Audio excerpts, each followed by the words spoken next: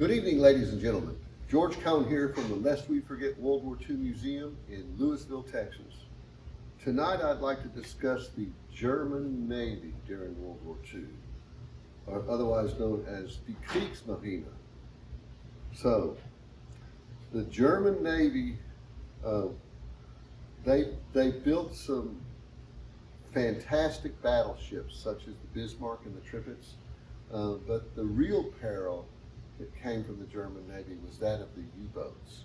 And I believe Winston Churchill said that at the end of the war that his greatest fear throughout the war was the U-boat peril, because they were basically cutting off England's lifeline, that being the supplies from the United States. And England would starve without that. So let's have a little discussion here about the typical German sailor. This guy has, I think it's a destroyer badge on him. So typical German Swabi. That's one of the first uniforms I ever bought when I lived in Frankfurt in 1985, I think I got that.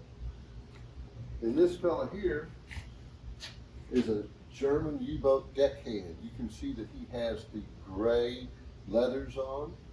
Well, they called the U-boats the gray wolves because they were painted gray and they hunted like wolves.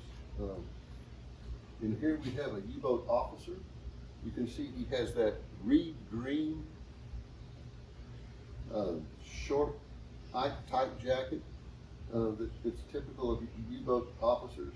I tell you, that one came out of East Germany. After the wall fell, a farmer had taken it from a warehouse at the end of the war. Unfortunately, the pants weren't with it. I just got the tunic. I'd like to make mention of this Nazi flag here. It's a Kriegsmarine flag. It's a German naval flag. On the back of it, on the other side of the bunting, it has the eagle with the M underneath it, meaning the German Navy, Marine. Okay, let's talk about a few other German sailors here.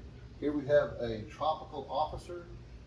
Here we have a tropical sergeant and an enlisted man.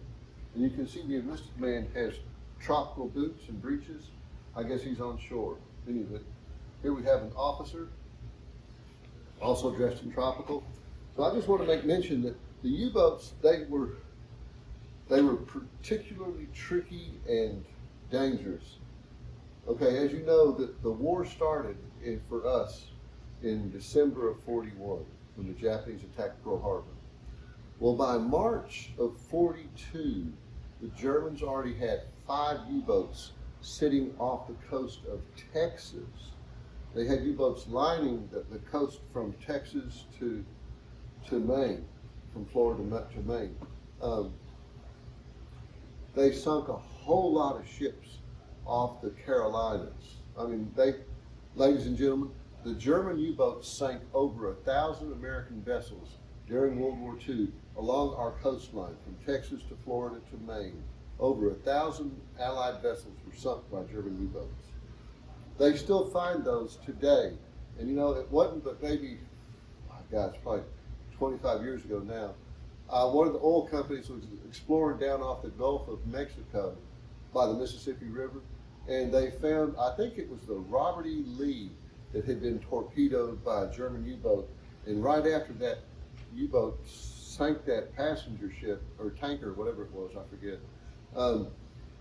A aircraft, I want to say it was a Catalina, a flying boat, dropped depth charges on that U-boat and sank it. It was thought to have been sunk off the coast of Africa, but proven wrong by underwater geologists that were exploring for oil about 25 years ago.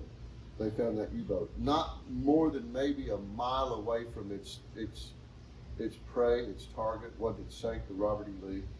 So, I want to say 39,000 German sailors went to sea in U-boats during World War II, and 7,000 returned.